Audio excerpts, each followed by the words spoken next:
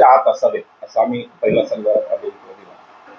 मला असं वाटतं की खूप दिवसांनी आम्हाला मेन स्ट्रीम मीडियाचं माईकची सवय नव्हती, आज सगळे आले त्याबद्दल आभारी आहे मी तुमच्या सगळ्यांचा. मला असं सांगायचं आहे की पत्रकार म्हणून तुम्ही या सगळ्याकडे म्हणजे तुमचे चॅनल्स किंवा तुमचं वर्तमानपत्र किंवा काय त्यांचं इश्यू वेगळं आहे, ते त्यांच्या मॅनेजमेंटचं. पण भारतीय पत्रकार म्हणून या आंदोलनाकडे माझी तुम्हाला विनंती आहे की तुम्ही सकारात्मकपणे पहा की 12 वर्ष या देशात धुमाकूळ चाललेला आहे. पत्रकारांचा सगळ्यात मोठा अपमान या 12 वर्षात झालेला आहे. एकही पत्रकार परिषद न घेऊन की आम्ही तुम्हाला नाही मोजत, आम्हाला नाही द्यायचे पत्रकार. या वातावरणात एक तरुण मराठवाड्यासारख्या भागातून शिकून पुण्यात आलेला, पुण्यातून गेलेला उभा राहतो आणि त्याच्या मागे एक पाठिंबा उभा राहतात. ते कॉलर कसे आले वगैरे त्याची चौकशी पोलीस करेल ना, त्यांना त्यांनी कंप्लेंट केली तर त्याची चौकशी होईल आणि त्या चौकशीतून काय निष्पन्न व्हायचं तो होईल. आजच काही तुम्ही दोष नाही धरू शकत.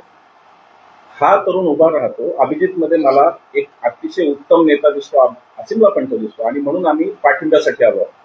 आमचा या आंदोलनातला हस्तक्षेप शून्य असेल.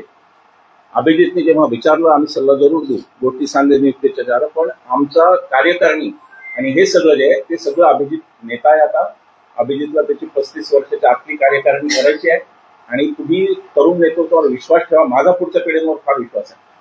दुर्दैवाने काय होतं माहिती का, प्रत्येक पिढीला वाटत असतं आमची पिढी शेवटची सगळ्यात चांगली पिढी या पृथ्वीवरची. असं काही नसतं. इव्होल्युशनची उत्क्रांतीची थेअरी सांगते की पिढ्या प्रगत होत जातात.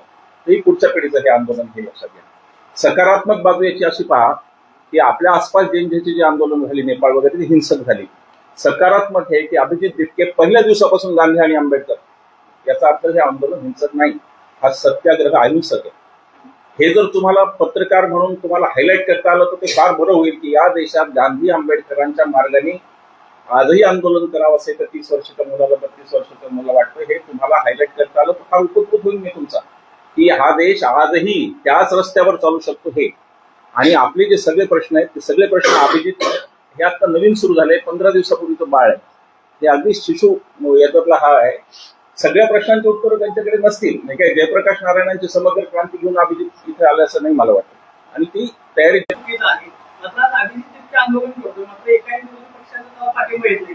देशामध्ये राहुल गांधींसारखं लोकसभेमध्ये विरोधी पक्ष नेता आहे, काँग्रेस देशातली सगळ्यात मोठी विरोधी पक्षाची संघटना आहे, तरी सुद्धा अभिजित पाठिंबा पक्ष तयार म्हणून पाप नाहीये. काँग्रेस याच पद्धतीने तयार झाली, जनता पक्ष याच पद्धतीने तयार झाला. त्याच्यातून एक आम आदमी पार्टी निघाल्याने फार फरक पडत नाही. या देशात 5000 पक्ष. दोन गोष्टी लक्षात घ्या सर. दोन मोठी आंदोलनं झाली स्वातंत्र्याच्या विरोधात. एक अण्णा मुवमेंट, दुसरे शेतकरी आंदोलन. त्या दोन्ही आंदोलनातून नेते तयार झाले. त्या दोन्ही आंदोलनातून सगळं भाजपचा दोष आहे. सत्तेत ते आहेत म्हणून तुम्ही त्यांच्या विरोधात बोलताय. माझा मागाचाही प्रश्न अभिजितजींना तोच होता की जर असं झालं तर तुम्ही टॅकल कसे करणार त्या सगळ्या गोष्टी. उद्या पुन्हा कोणीतरी अण्णांसारखं असीम सुरजे उठतील, आमदार होतील, तुम्ही उठाल आमदार, कोणी हे टॅकल कसे करणार. उदाहरण म्हणून तुमचं नाव दिलं.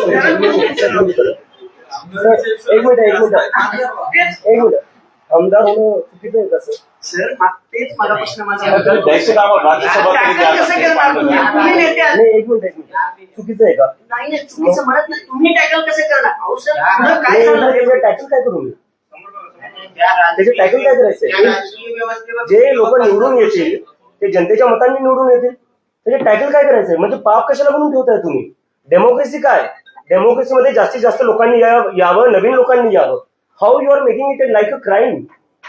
आणि हाही घेऊन तुम्ही आंदोलनाला सुरुवात केली. मात्र सुजात आंबेडकरांचा प्रश्न पुन्हा एकदा विचारला. त्यांचं सरळ म्हणणं आहे की अण्णा मुवमेंट आहे म्हणून. त्याला काय वाटतं? कारण त्यांची ओपिनियन असू शकते. मी माझी मुवमेंट चालवतो, एवढे सगळे लोक आहेत, युवक आहेत, आणि मी जसं म्हणलं हे ऍक्सिडेंटली झालेले आहे. ज्या दिवशी मी ते ट्विट केलं त्या दिवशी मी जॉबसाठी अप्लाय करत होतो अमेरिकेत. माझा काहीच प्लॅन नव्हता, काहीच इंटेन्शन नव्हतं. पण ज्या लोकांनी सपोर्ट केला त्याला 1-2 दिवसात, त्यानंतर मला रिअलाइज झालं की हा कुठे ना कुठे रोष आहे जनतेमध्ये, खास करून युवकांमध्ये, आणि ते काहीतरी सांगायला बघताय. दिस इज अ मेसेज. ते कुठं प्लॅन करून, जर मला प्लॅन करून करायचं असतं, जर मला इंटेन्शनली करायचं असलं असतं तर मी इंडियात असलो असतो, अमेरिकेत जॉब्स नसतो अप्लाय करत बसलो.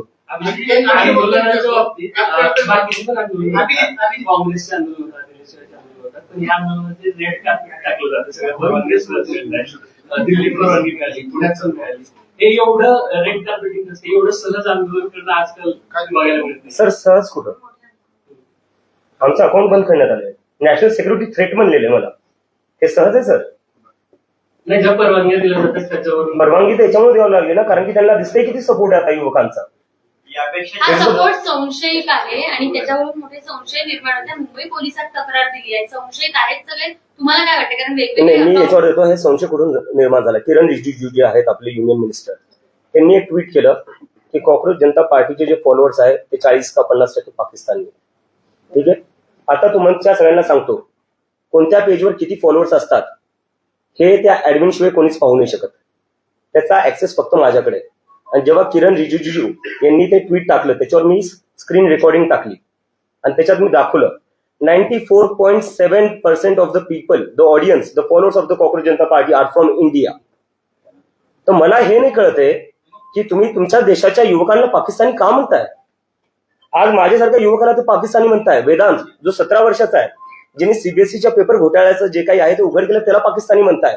जे पत्रकार सरकारला प्रश्न विचारतात त्यांना पाकिस्तानी म्हणताय. मी पाकिस्तानी, सीबीएसईचे स्टुडंट्स पाकिस्तानी, पत्रकार पाकिस्तानी, तो भारतीय कोण? फक्त आयटी सेलवाले. काय चाललंय आपल्या देशात?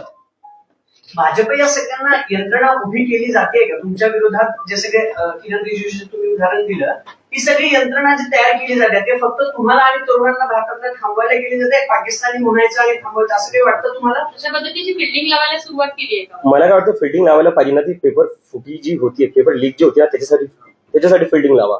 आम्हाला हे सगळं करायची गरज नाही पडणार. जर पेपर लीक नसता झाला, जर 6 स्टुडंट्सनी आत्महत्या नसत्या केल्या आणि त्यानंतर जर धर्मेंद्र प्रधानांनी जर रिस्पॉन्सिबिलिटी घेऊन राजीनामा दिला असता, मला माझं अमेरिकेमध्ये लाईफ सोडून याची काही गरज नसती पडली. आय वॉज हॅपी दॅट मी तिथे सेटल झालो असतो. आता असेल सर एक दोन मुद्दे मांडतो. मग तुम्ही काय असेल तर प्रश्न विचारा. या प्रेस कॉन्फरन्ससाठी उपस्थित असलेले सगळे माध्यम प्रतिनिधी आणि साध्या विषयातले पोलीस सगळ्यांचे स्वागत.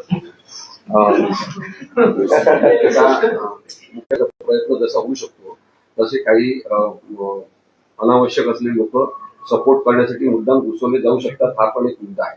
आणि त्यांनी जर सांगितलं फेक अकाउंट असतील तर ते शोधले जातील, पोलीस ते जरूर शोधतील. दुसरं, सरकारचा प्रतिसाद नसेल तर काय करायचं हा प्रश्न सातत्याने विचारला जातो तशा आंदोलनांमध्ये. सरकारने प्रतिसाद द्यायचा की नाही हा त्यांचा मुद्दा असला तरी साधारणतः मोदी सरकारचं हे पाहण्यात आलेलं आहे की ते आंदोलनांना प्रतिसाद देत नाही, चळवळींबद्दल ते बोलत नाही आणि कुजवण्याची आणि सडवण्याची प्रक्रिया केली जाते आणि त्याच्यामध्ये लोकशाही कुजते किंवा सडते हा आमचा मुद्दा आहे. त्यामुळे त्यांनी प्रतिसाद दिला पाहिजे, लगेच दिला पाहिजे. 6 जण मरत असतील तर ज्या देशांमध्ये माणसांची किंमत आहे, नागरिकांची किंमत आहे, म्हणजे मरणारे पाकिस्तानी होते का भारतीय होते त्याच्यावरून तुम्ही ठरवत असाल तर ते भारतीय होते. मग भारतीय 6 जण जर परीक्षार्थी मरतात तेव्हा सरकारने किती गंभीरतेने घेतलं पाहिजे ती घेताना दिसत नाही. अमेरिकेमध्ये असा एखादा माणूस मेला तर ते लगेच सरकार भडभडून जागे होते, त्यांना राजीनामा द्यायला सांगतात, त्याच्यावर प्रश्नोत्तर होतात. आपल्या इथे तसं काही होत नाही, याचा आपल्या सगळ्यांना वाईट वाटलं पाहिजे.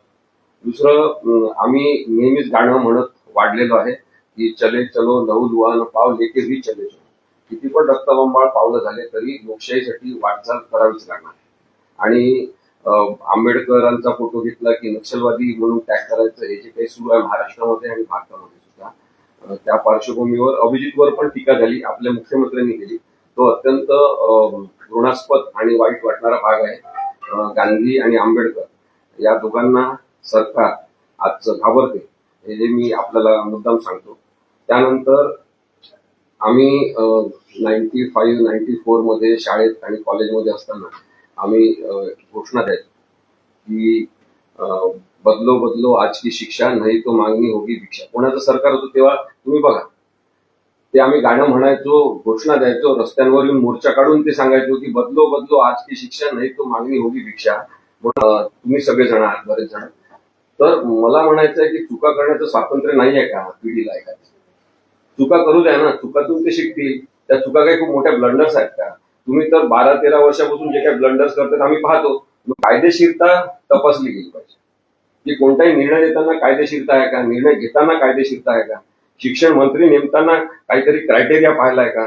जेव्हा लक्षात आलं की हा माणूस फोलपणा करतो, याला शिक्षणासाठी, ते आंदोलनातून आणि चळवळीतूनच व्यक्त होते. लोकशाहीवरचं प्रेम व्यक्त करण्यासाठी अभिजित अमेरिकेत नोकरी ती नाही देणार. टीका आपल्या भारतामध्ये लगेच केली जाते. टीका करणाऱ्यांचं सगळ्यांचं स्वागत आपण केलं पाहिजे. आम्ही असं मानतो की अभिव्यक्ती स्वातंत्र्य हे पूर्ण स्वरूपात स्वीकारलं पाहिजे. त्यामुळे कोणी माझ्याबद्दल चांगलंच बोललं पाहिजे असं नाही. म्हणजे सगळ्या पत्रकार मित्रांना पण मी सांगतो माझ्याबद्दल काय असलं सांगा. मी उलट त्यांना सांगतो की तुम्ही माझं काही चुकलं असं सांगा, कारण तुमच्या कानावर जास्त येत असते. तर आपल्या पाठिंब्यामुळे किंवा पाठिंबा मिळाला पाहिजे म्हणून आपण करत नाही. तर ज्यांचा कोणाचा समजदार विचार असेल ते पाठिंबा देतील. त्यामुळे राहुल गांधी असतील, वेगवेगळ्या पक्षाचे लोक असतील, त्यांना जेव्हा जेव्हा बोलवायचं असेल तेव्हा ते बोलवतील आणि तेव्हा अभिजितने सांगितलं की मोकळेपणाने ते जातील आणि चर्चा करतील. कारण की केवळ धर्मेंद्र प्रधानला बदलण्याचा हा मुद्दा नाही, हा परिवर्तनाचा मुद्दा आहे. हा मुद्दा डायरेक्ट शिक्षण व्यवस्था ज्यांनी निर्माण केली भारतातली, या गुलामगिरी पूर्ण शिक्षण व्यवस्थेचे जनक मॅकॅलोपर्यंत पोहोचतो. ही शिक्षण व्यवस्था भारताला आवश्यक तरी आहे का अशा प्रकारची? त्यामुळे धर्मेंद्र प्रधानचा राजीनामा ही अत्यंत प्रायमरी स्टेप राहील आणि आम्ही म्हणून यांना अभिजित व्यक्ती आणि कॉक्रोच जनता पार्टीला पाठिंबा दिला. की चुका झाल्या तर आम्ही अभिजितला पण सांगू. काही चुका झाल्या, आम्हाला काही खटकलं, काही अराजकपूर्ण वाटलं, त्यांच्यासोबतचे काही लोक आक्षेपार्ह वाटले, आम्ही ते अभिजितला सांगू. नक्की सर. आणि ते ऐकून घेतील. त्यामुळे आपण सगळ्यांनी पण या आंदोलनामध्ये निदान मार्गदर्शकाची भूमिका करा, कारण की पत्रकार हा या लोकशाही समाज व्यवस्थेचा तिसरा डोळा आहे. सर, याची सुरुवात जी आहे कॉक्रोच जनता पार्टीची जी सीजे आहे त्यांनी कॉक्रोच हा शब्द वापरला आणि तिथून त्याची सुरुवात झाली. सुप्रीम कोर्टाने याच्यामध्ये सुमोटो घ्यायला हवा असं तुम्हाला वाटतं का? की जर कदाचित केंद्र सरकार याच्यामध्ये हस्तक्षेप करत असेल, 6 लाखांच्या विद्यार्थ्यांच्या आत्महत्या होत आहे, देशामधले काही लाख विद्यार्थी रस्त्यावरती उतरत आहेत, सुप्रीम कोर्टाने याला गांभीर्याने घ्यायला पाहिजे का? सुप्रीम कोर्टाने फक्त मारायची व्यक्ती केली, त्याच्या पुढे काय झालं नाही. भारतामध्ये जर न्यायालयाने ठरवलं की स्वतःहून वेगवेगळ्या प्रश्नांची दखल घ्यायची, लोकांच्या जीवनाच्या संदर्भातले प्रश्न घ्यायचे, स्वतःहून दखल घेऊन, तर दररोज 10 प्रश्नांची दखल घ्यावी लागेल. एवढे प्रश्न सध्या वाढलेले आहेत. पण तसा बुद्धीचा आवाका, तशी हिंमत आणि तसा न्यायिक दर्जा असलेले न्यायाधीश कमी झालेले आहेत. ते सुद्धा दबावाखाली लागत आहे. त्यामुळे ते असा स्वतःहून दखल घेतील असं मला बिलकुल वाटत. पण मग लिगल आणि जर विचार सुप्रीम करणार कोर्टला सगळं करायचं, कोर्टला सगळं करायचं, मग सरकार कशासाठी निवडतो? पण सरकार जर रिस्पॉन्ड करत नसेल तर लिगल रिपोर्टचा विचार तुम्ही करताय का? नाही, आम्ही नक्की तेही करू. पण first let's try the democratic way which is a peaceful movement. मला वाटतं की प्रत्येक गोष्टीचा जो हल आहे या देशात डेमोक्रेटिक मुवमेंट्सने निघालेला आहे. And that is the rightful way forward. Sir, एक मुद्दा विचारतो. तुमची सगळ्या आंदोलनाची सुरुवात ही नीट पेपर फुटी, विद्यार्थ्यांची आत्महत्या, सीबीएसई या सगळ्या